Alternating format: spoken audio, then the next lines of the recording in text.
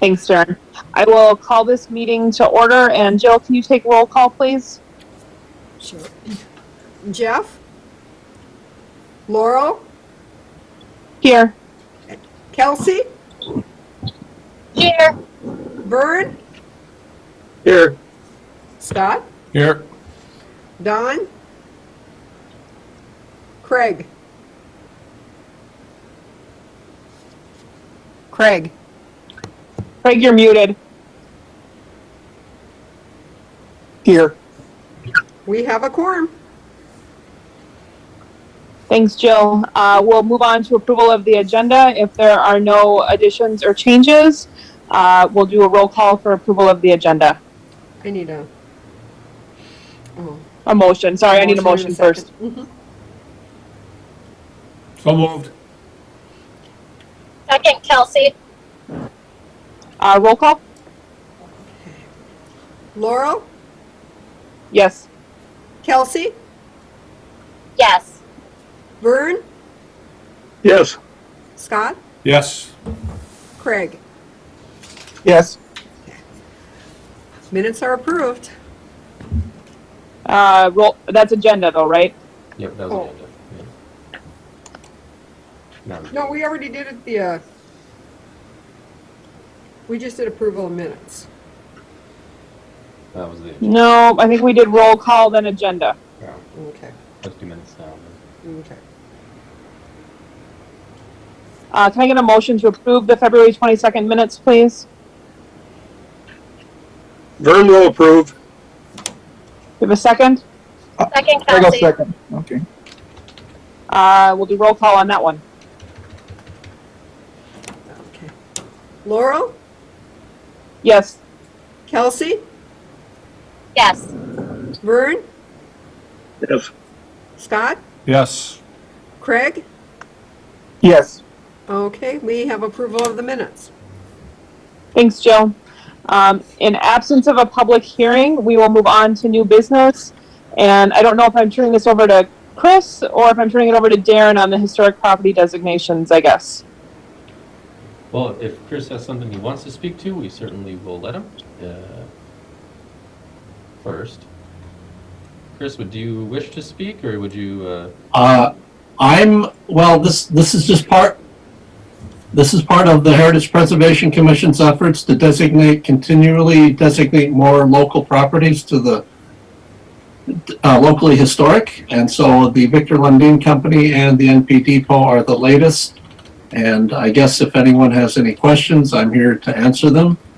I should let you know that the NP Depot, and Craig can certainly speak to that, is undergoing a National Register nomination process, so that's taking place as well.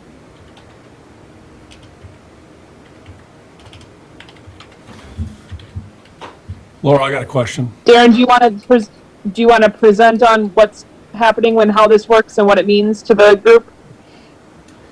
Well, what the group needs to do here tonight is give a recommendation to the City Council on these two requests.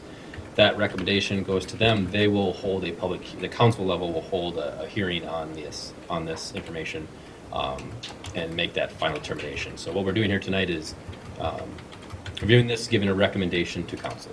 Know that there will be more to this process, though. Scott, you had a question? Yeah, I got something. And Craig, you can probably answer this too, but does this process do anything to the landowners? I'm sure, Craig, you were part of it, and is Victor Lundin part of this too? They're on board with that too? That's all my question I have. We've over the years, some of it's been happening, and it kind of came about in a wrong direction. So I just want to make sure that everybody's on board with it. The owners is on board with it. I assume, Craig, you are, and then of course the Lundin brothers. I just want to make sure they're on board with it. Yes. Yes, I'm the I didn't read I haven't read the packet, so Okay. I did not. That's what I was going to say. I did not read the packet. Sure. Yes, they both submitted letters requesting this to us, so we Okay, have great. confirmation that they. Right. Yep, that's good. Yes, and I'm the liaison to the Heritage Preservation Commission, so I've been in their meetings, so I'm well aware of what they're doing and why they're doing it. So Great. I'm definitely in favor of it. So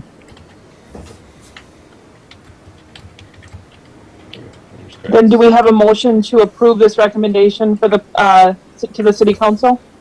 This is Kelsey, so moved that we recommend yes for both the Victor Lundin and for the depot.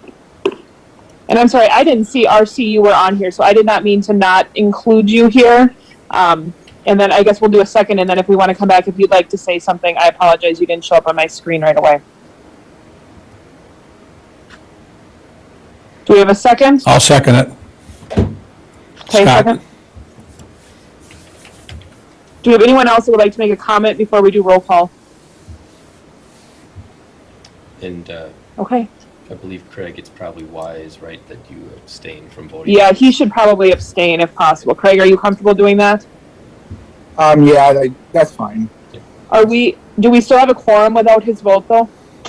Yes. Yep. Okay. Then we'll do roll call.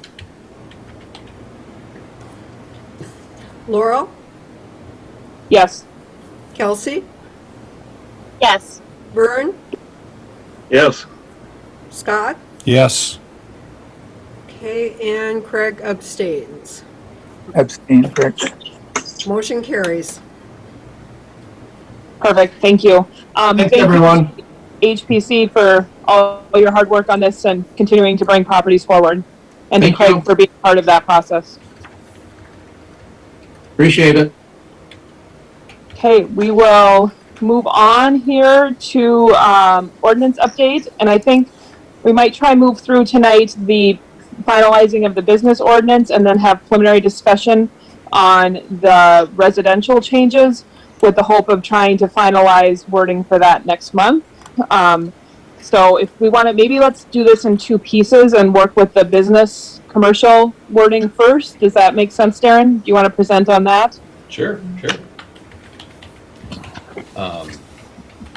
So this is in relation to, if you remember back in, I want to say October, November timeframe, we kind of looked at a whole bunch of ordinance changes, and at the time we said let's move forward with just those couple more time-sensitive things.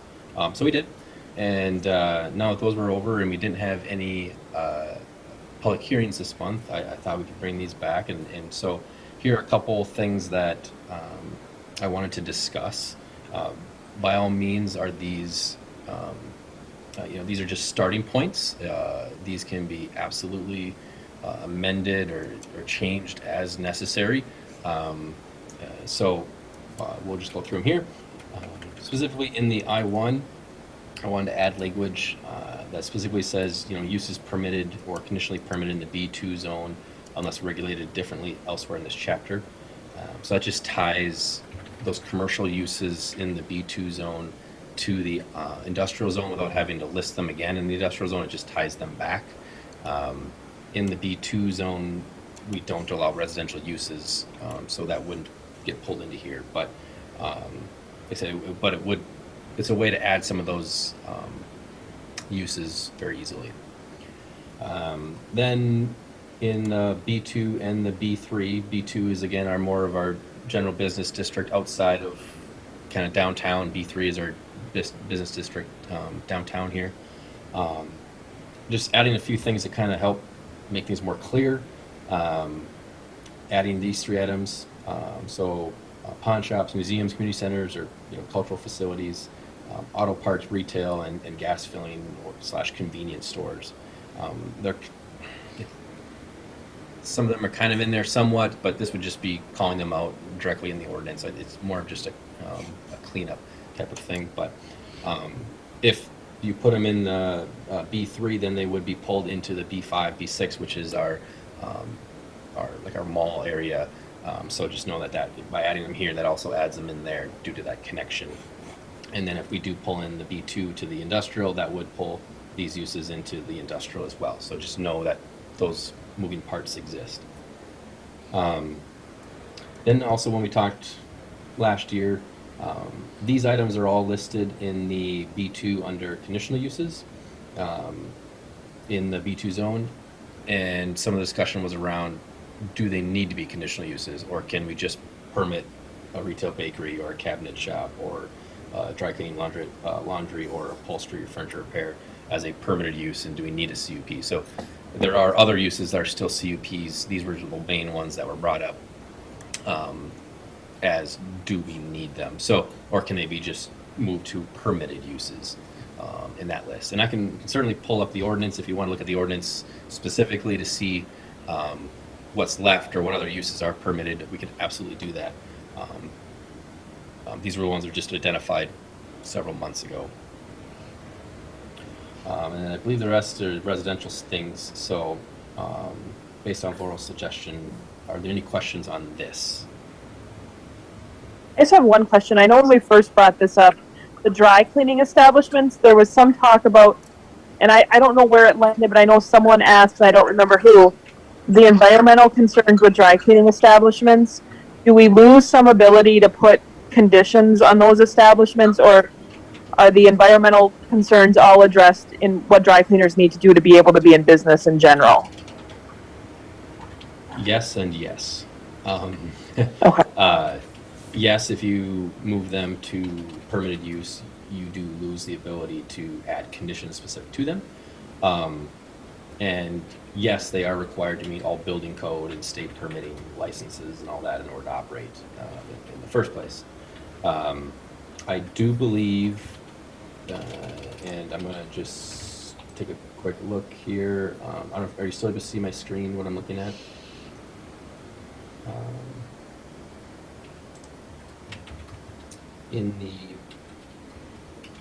So we're talking specifically in the B2 here. I'll just go to it. Can you see my screen?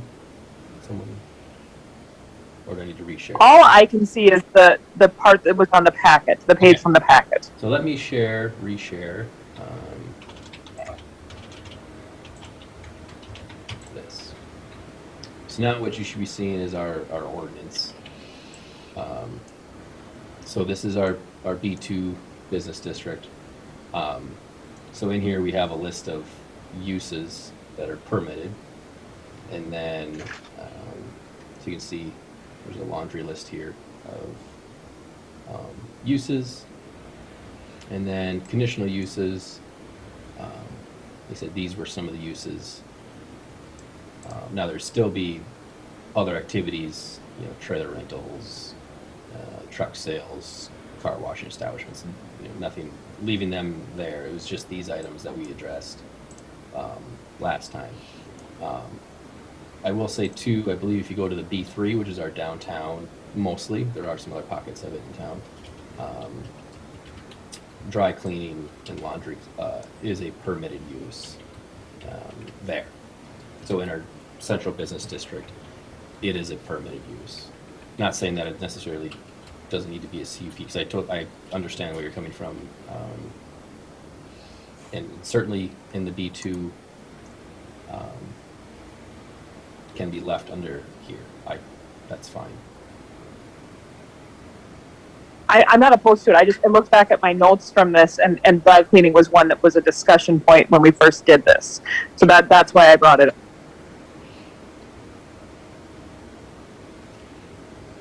And it's not to Do we have say other that it can't feedback be, or questions? yeah, as I say, not that that can't be left as is and addressed in the future if we want to move forward with something now. But we can leave it as a conditional use and review that further if you wish. How does the rest of the commission feel?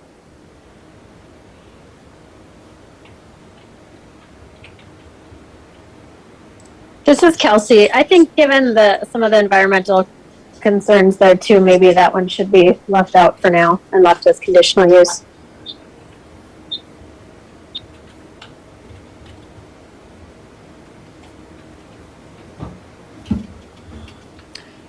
There's no other discussion.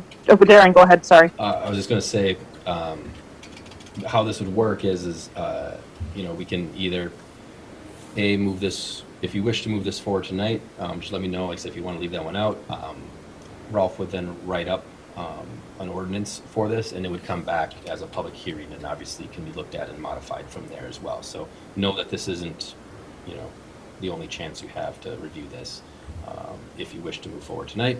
Otherwise, again, we can discuss it more. So I just want to make sure that everyone's aware that, you know, there's a more process to this.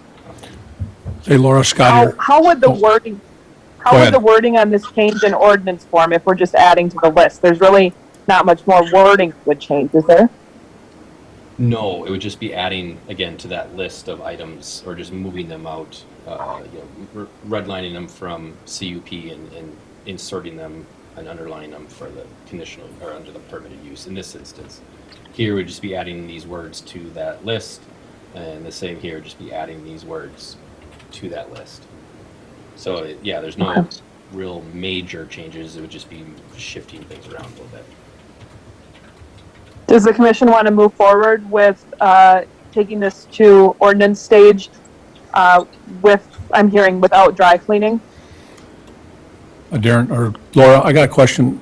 Could we get some more information on that dry cleaning? Because I got a feeling the state of Minnesota probably has more rules on it than we know about, and I would think that just maybe we're not overstepping our bounds, but I think that the state would be more controlling on that than what the city would have to be. So I'd like to see some more information on that.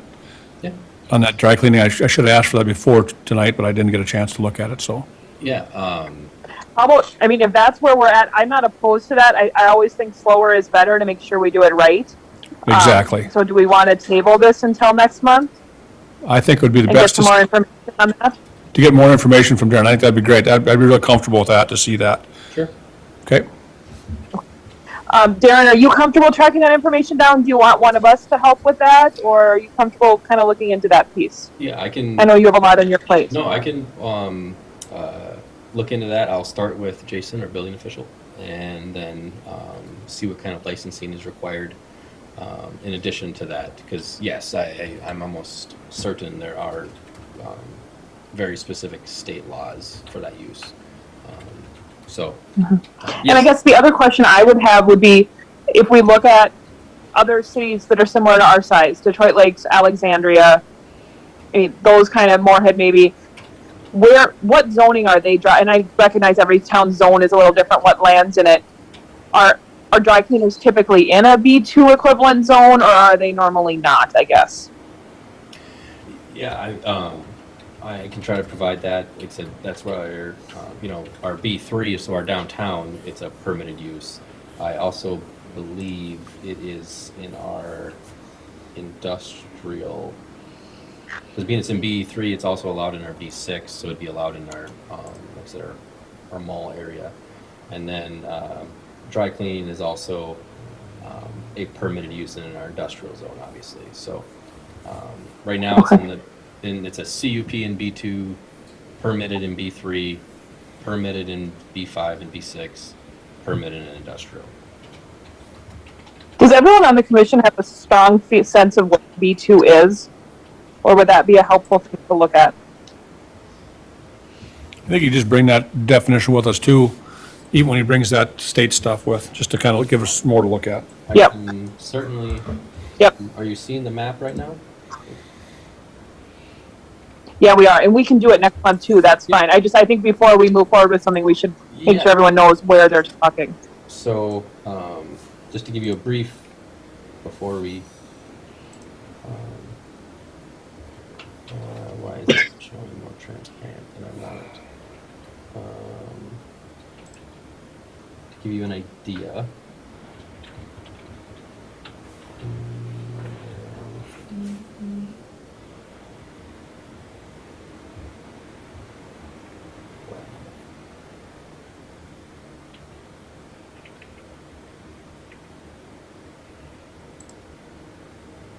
There we go. Okay. So this orange color, that is our B2. So it kind of surrounds Lincoln this way. This, is, for instance, is the mall area. Kind of give you an idea. And then it is also, this is our B3, this salmon pink color. This is our downtown. And then B2 also then goes down here, kind of 210 here, and then down towards the golf course. So a little bit. That kind of gives you an idea where B2 is. The dark blue is our industrial, This is I1, I2 is the dark blue, I1 here, the purple. Kind of give you an idea. This, being involved in real estate sales in the past, I don't know about the different zoning, but I know that the state of Minnesota has a number of regulations on dry cleaners.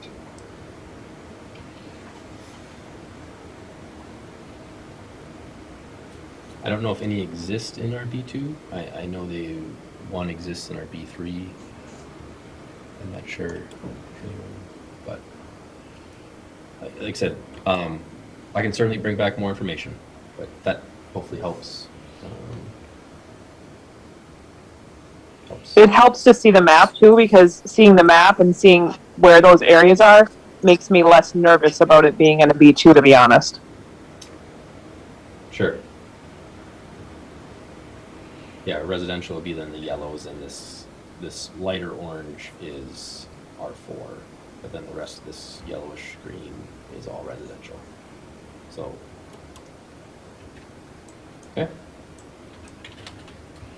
Was there a motion for the table this to next month, Jill?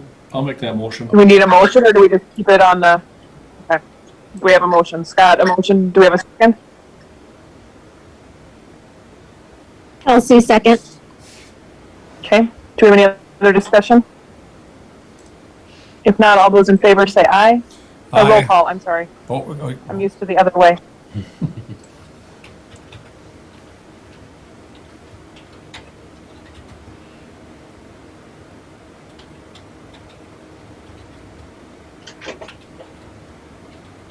Jill, can you roll call that for us, please?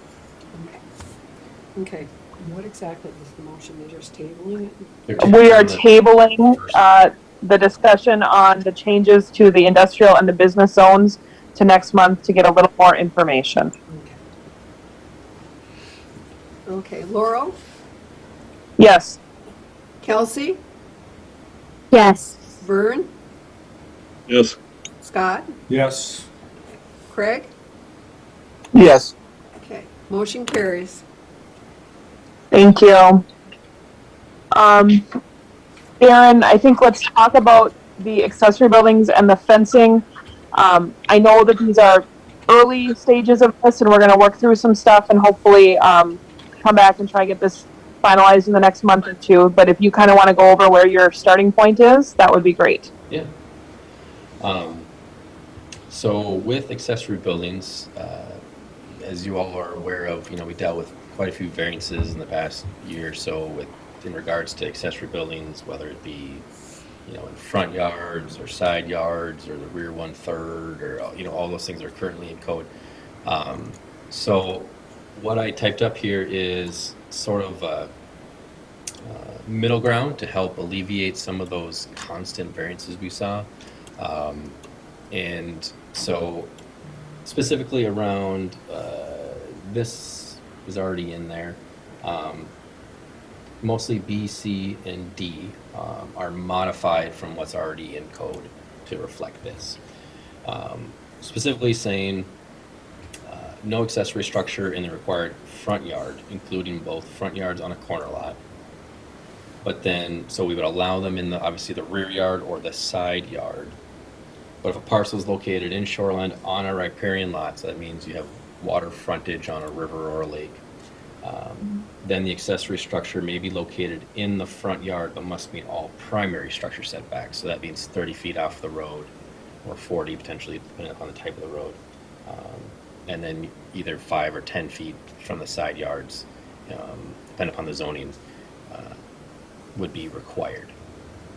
So that was one exemption that we saw quite a few requests from last year.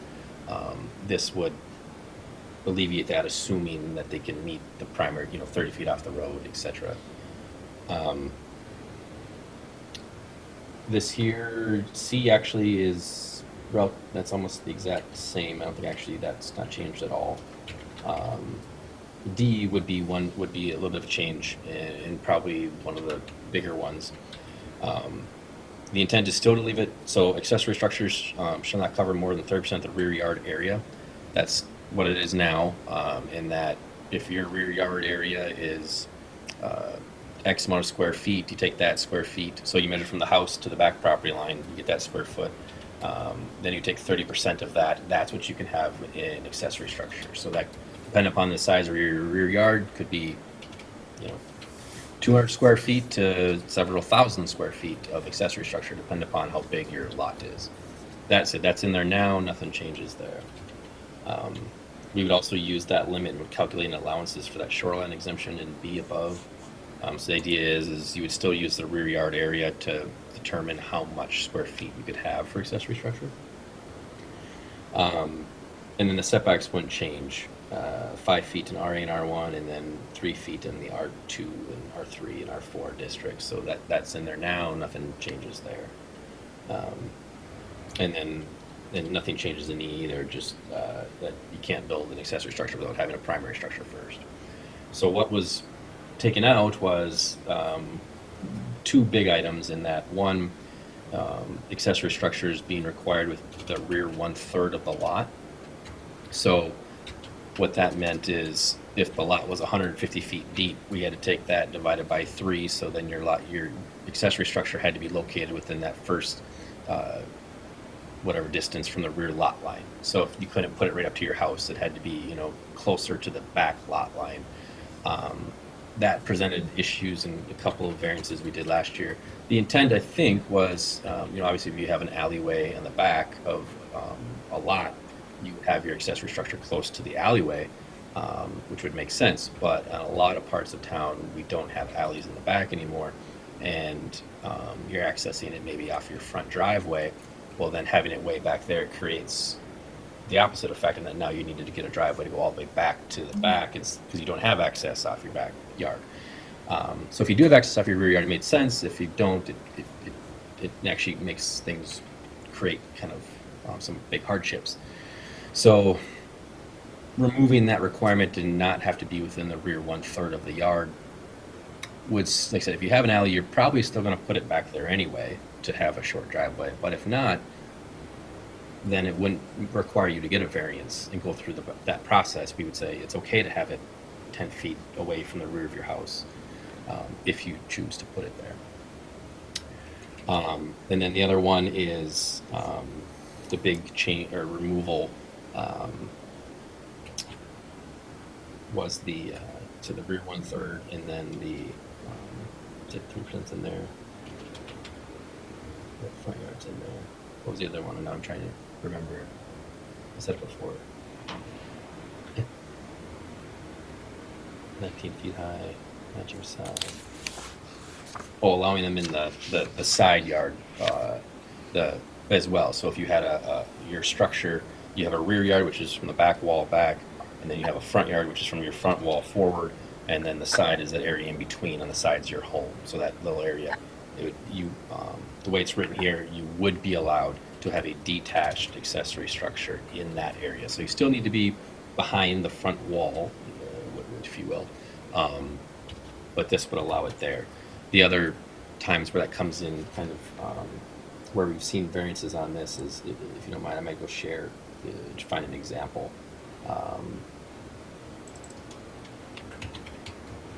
Where that's coming into play. Didn't we just do one on a corner lot for that? Yep, that happens quite a bit. I think that was because of that was a front yard issue. Okay. But let's go like here. Let's just try here.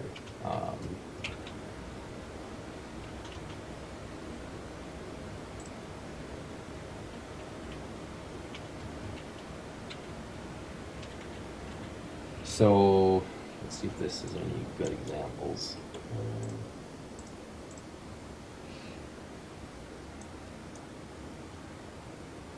Well, here would be one. Let's just say, so to kind of put this in perspective, so this is the rear yard. And then I don't think we're seeing the same thing you're maybe seeing. okay. Did you see the map? What I'm seeing is the accessory building language, but maybe other people are seeing something else. Sorry. No, that's the Hold on. only thing I've got too. Okay, hold on, sorry about that. Yep, you gotta do the new share every time you switch. Now we're good. Now we Okay. have map. All right. So, what you're seeing, so this again is your rear yard. This then would be your front yard, and then these are your side yards. So if someone wished to put, an accessory structure, in here, right now they'd be asking for a variance because it's in their side yard, and it's more than likely not within that rear 1/3 either. So the way that's written now would be, just not in the front yard. So you'd be allowed your accessory structure as long as you're not in this area, back. So if someone wanted to build here or here, they could. And obviously, right. And so this is an example of right now we're requiring the rear 1/3. The intent is to have the accessory structure back here. What that in essence means is you got to have more driveway to get back to here in order to make that work. Now, once you get, the same can be said for a lot of these homes along, say here, where you don't necessarily, I guess there is an alleyway here, but it's not developed. When you don't have that alleyway construction anywhere in here, but when you run into that same issue. In more of our areas of town where we have alleyways, you're going to build probably on your back alley line, just because, again, like I said, you don't, you would build that way. You don't want to, you less driveway to the shed. So that's why. Can we maybe have discussion on this one and then come into fencing and keep them a little separate? Just Yeah, for that's fine. conversation. Yeah.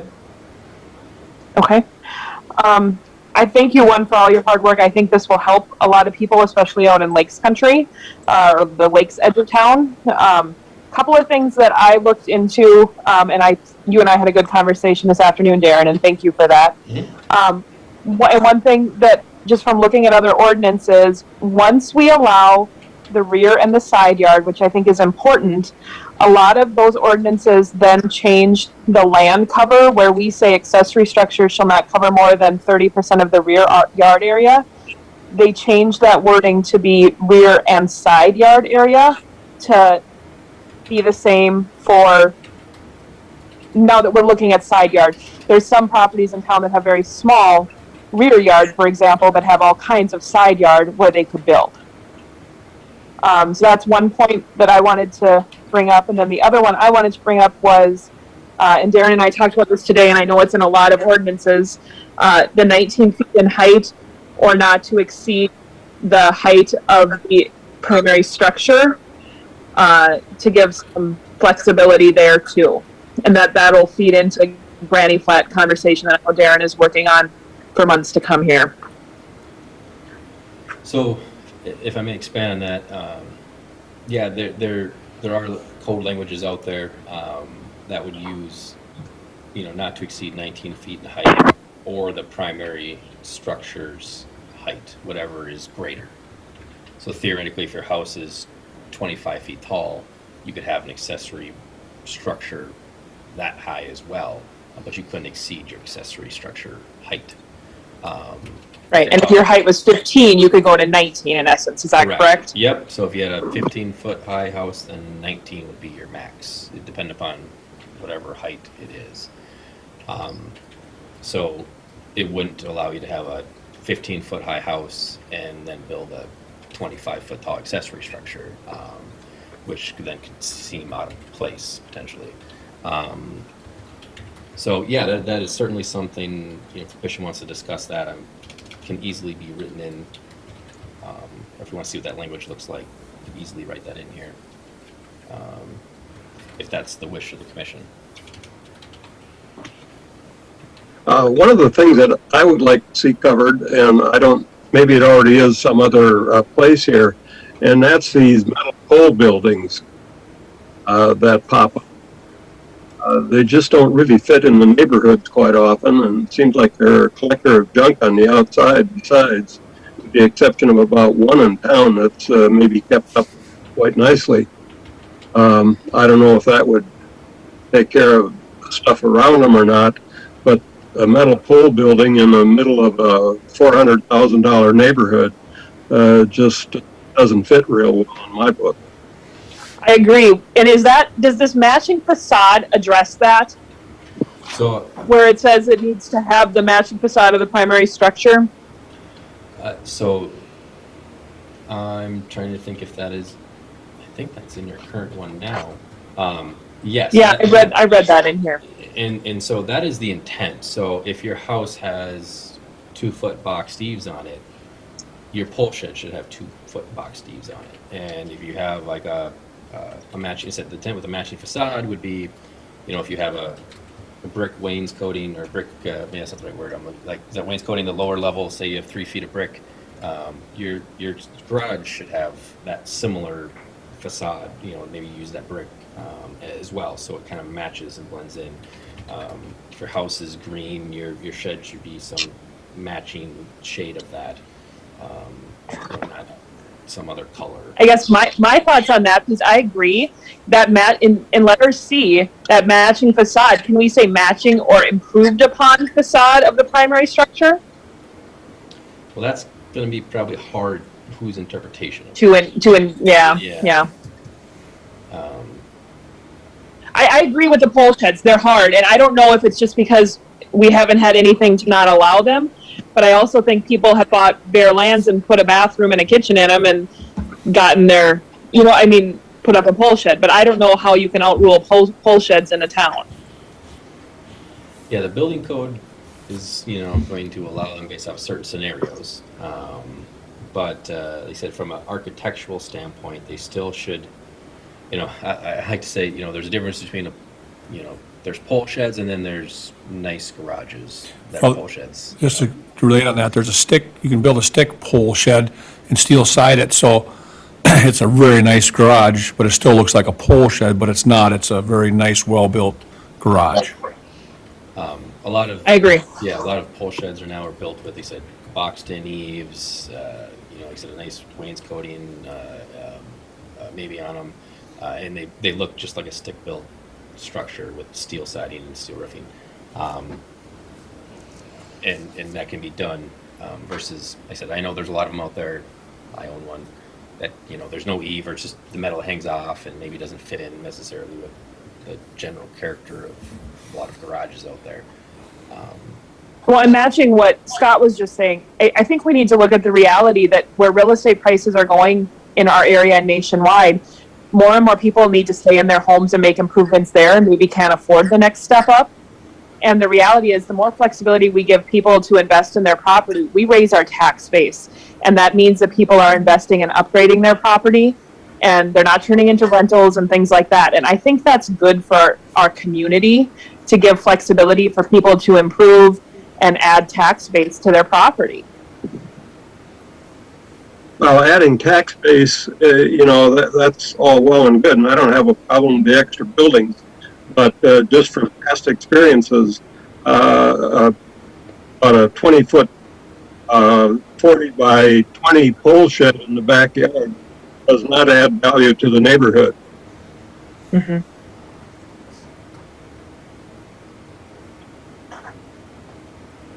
I don't know that this is where we can outrule pole buildings. I think that that's going to have to be building code and what building materials are allowed within city limits. Am I wrong on that, Darren? Well, I could certainly talk to Jason about that in terms of, Can we have Jason just come to our next meeting? I'm sure he'd be willing to. And I think he could probably shed some good light on that. And probably Vern can do one-to-one on him and talk to him about that and get that, instead of us trying to debate this back and forth. I think it'd be just good to have him here. He could probably answer. Yeah, that's not a bad idea at all. And I think the thing is, we also have to recognize pole sheds have an affordability thing, and we need to, we can't just go out and say no pole sheds altogether, because there are some very nice, very expensive pole buildings in this town. Yeah, I think that's where the intent with this language, and well, I think even the code now is, like I said, if you put nice eaves and match your facade and you have that, I think it helps kind of create that architectural feel of it matching, matching everything. So we've talked about some things that we want to circle back to next month or when Jason's able to come. Are there other changes in here that we would like to touch on so we can get some wording back to us next month when Jason's able to come? Or when he's able to. Are we all okay with changing the height to, or the primary height structure? Is that, Yes. okay. And then we will look at the pole construction. Is there anything else on this one we want to look at? Oh, adding That side. the 30% Yep. rear and side combined. Okay.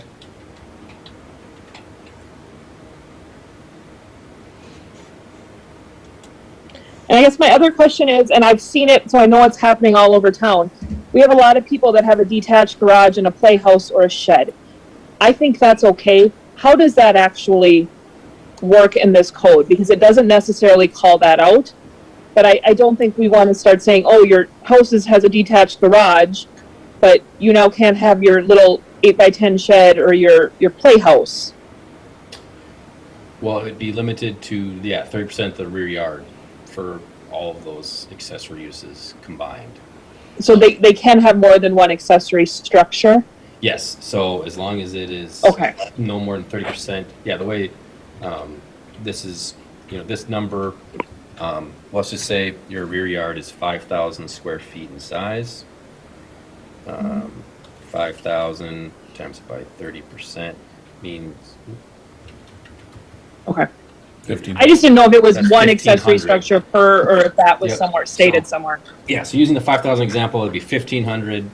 If you had a 20 or 30 by 30 garage, that's 900, and then you had another, you could go up to 1,500 in total is the way, the intent of this. So cumulative, that would be your limit. Okay. Now, if you had, Okay, thank you for clarifying. a 20,000 square feet in your rear yard, obviously you can have a lot more accessories. There'd be a very big playhouse. You Right. Have, yeah. Okay. Right. Okay. Right. Or multiple. You could have four Right. little sheds. Right. Yeah. Okay. Um, I don't know. I'm guessing fencing is going to end up getting tabled to next month too. Can we do that with one motion here or circle back if it doesn't? Let's talk about it and we'll go from there. How's that sound? Okay. Do you want to present on fencing? Yeah, sure. So, right now the fencing, no permit is required if it's less than 7 feet in height. And the intent with this is to leave it like that.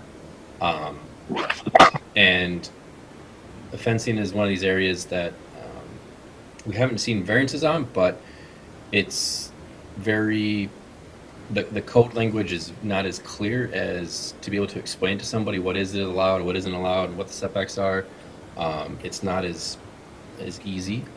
So I thought maybe we should look at creating the intent of this is to try to create language that's easier to understand, to say this is what you can build, you go forth and build it without a permit. So that's the intent behind this. Basically, the biggest things here, obviously we want to use fencing materials, so, not old tires built up to create a fence or something like that. In residential zones, any fence can be up to 4 feet in height anywhere. Fences can be up to 6 feet in height in the side and rear. And that would be, again, kind of that, using those same examples, the side and rear based off of the house. In commercial areas, not to exceed 8.5 feet. Barbed wire can be used if it's at least 6 feet from natural grade. So up top, for security fencing. And then we would measure that fence height starting at 6 inches with the natural grade. So if you have a 6-foot panel you buy from a store, obviously if you have a sloped yard, the panels might be higher in some spots off the ground. We would start measuring at 6 inches from natural grade is the intent here. So that way, like I said, this fence might be 6 foot 6 inches off the natural grade in some places, and that would be okay, is the intent. Fences that abut an alley should be 5 feet off the lot line. Provide snow plowing, garbage pickup, etc. Provide some buffer to that back alley. This is language in the code currently. I just put it in here so it's in the fence section. Right now it's in a different section, but corner lots, so you would measure the street intersection corner, go back 20 feet both distances, connect the two endpoints, that's your site triangle. Fence can't exceed 3 feet in height in that distance in the front yard. The intent there is so that if you can see around your corner. Or what happens more naturally is the fence would just stop at that 20-foot distance and then angle in and then go back the other direction. So the fence would be in that area is typically what I see people do instead of trying to build a fence all the way up into the corner. This one then is to address some of the front yard fencing. Fences in the front yard in residential zones can be a maximum of 4 feet in height with a minimum of 50%. And then fences in the front yard are limited to decorative fencing such as picket fences, split rail fences, or decorative iron brick fencing. And then chain link fence is not considered decorative fencing. So just to call that out, that no chain link there. And then all posts or similar structures that support the fence should face inward. So if it's a wood fence and you have 4x4s, those should be on your side of the fence. On the side facing, that's the good side should face the road or the budding property owners. The one thing I didn't talk about is nothing would change in terms of setbacks. It just needs to be on your property. So, but you also need to be able to maintain your property. So what does that mean? When I talk to people, it means if it's a wood fence, it should be at least a foot, if not 2, probably off the property line, so you can go over there, paint, stain, what have you, your fence without trespassing on your neighbor's side. If it's a plastic or PVC fence and you don't need to maintain it, that means you probably can go right up to the edge of the property because you're never going to need to go around and maintain your fence. So there's no hard number of what you can or can't be at. But at the same time, if you put up a wood fence and you put it on the property line, it's going to result in probably issues unless your neighbor agrees to take care of it, because otherwise you'd be trespassing every time. So, there's, instead of putting a hard number and just say, it must be 1 foot, and someone comes in and says, I want to be 6 inches, they need a variance. This is a little more open-ended for them to put it where they feel is okay. If it's something that requires maintenance, chain link, plastic, obviously wouldn't have that issue. Any questions on this or comments? I have a couple. In 2B, one other ordinance I read allowed for, and I thought it was an interesting idea, for any residential lots that were abutting commercial or industrial lots on the abutting property line, they allowed the residential fence to go up to the height limit of the industrial fence. I thought that was interesting when maybe the industrial side doesn't feel like they need a fence, but the residential did. If it was right on that property, on that abutting line, would we consider allowing that side to go to 8.5 feet if the industrial lot side could have? I like that. I like that a lot. Oops, I didn't hear you, Darren. I like that a lot. Yeah. So I don't know. It's something to consider. I read a bunch of these yesterday, and I'm just kind of, that was one I considered. Then number 4, maximum height of a fence on the corner. I saw a lot that referred to with greater than 50%, or with less than 50%, I'm sorry, opacity. And then they went to 4 feet.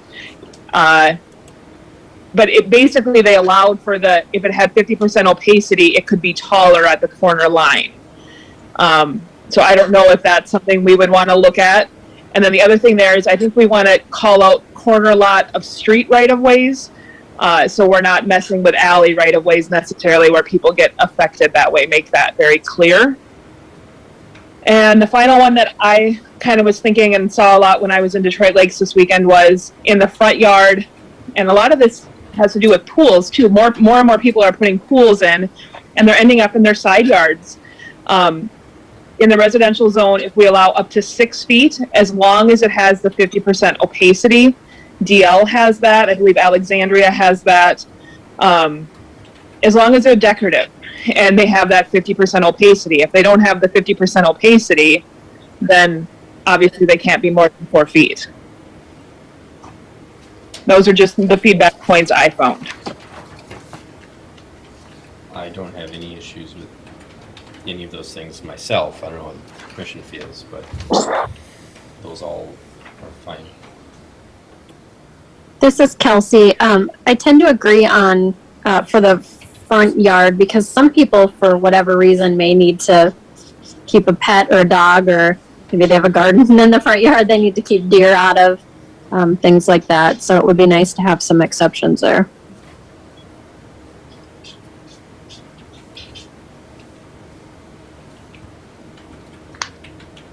Well, I was thinking on the setbacks on the sides. If we don't have a certain setback there, it's pretty hard to even maintain the exterior of the fence. And then, of course, what are you going to do about mowing? Can't get a lawnmower to mow a 1 foot or even a 2 foot. And I suppose you can get back there with a weed whacker, but it should, I would think, if you're going to maintain it, you need a certain amount of distance there so you can get back in there. Is that, Darren, is that addressed by saying leaving enough space for maintenance? I mean, to me, that would be kind of addressed in your word. Is that accurate? I agree with Vern. I'm just making sure we're covered. Yes, so the intent with this language, the property owner must be able to maintain both sides of their fence if maintenance is required. Again, the intent of that is, kind of like I spoke to before, if it's wood, that means you should have some sort of setback. I'm guessing, it's going to be the width of your lawnmower deck, or 2 feet so you can stand on the property and weed whip, something of that nature. They said for you to be able to stand and stain or paint the fence. But if you have a plastic PVC fence, let's say, you're never going to need to maintain that side, and if you put it right up to the property line, which is the way the code is now, you wouldn't, the neighbor would mow up to the property line on their side, and you would have a fence for, a few inches wide, and then you would have your mowing, so you wouldn't need to necessarily mow or paint, obviously, that type of material. Some codes do have a setback for fencing, for, like I said, 2 feet, 1 foot minimums. Like I said, then what you can run into then is for neighbors that, what you find then is says, all right, if someone wants to put up a wood fence and the neighbors do get along, then you can't put a wood fence, 6 feet off the property line, and then or 6 inches, sorry, and then, you agree to maintain both sides or something like that. But then once the problem with that is then, let's say a neighbor moves and someone else moves in, then you have to deal with, is this wood, how do I maintain the other side of this fence if the neighbor doesn't want me trespassing, kind of thing. So, like I said, that's why the intent is, it needs to be something, but what that setback is really up to the landowner to determine based off the material, and what they are planning to do. I got something, Darren. Yeah, fire away. Or Laura. I used to have a pool in my backyard. I moved away, and I had fencing around it right on the property line, and I did not maintain the other owner's property. They maintained it themselves, and I maintained my side, and that worked out really good. So I'm not sure where this goes. And then there was in a different part of the yard, they had a chain link fence right up to my property line, and of course I weed eated right up to it. So if you put the fence right on the line, on their own line, on their side is what you have to weed eat, and then on your side you have to weed eat yourself. But then the maintenance, it was a wood fence, it was 6 feet tall, and it worked out really good. And when I was on the council, we had about 4 fences that were all right up in the line. And Jason's another good one to address this one, because he's the one that straightened it out the way the city interprets it, I guess is what I want to say.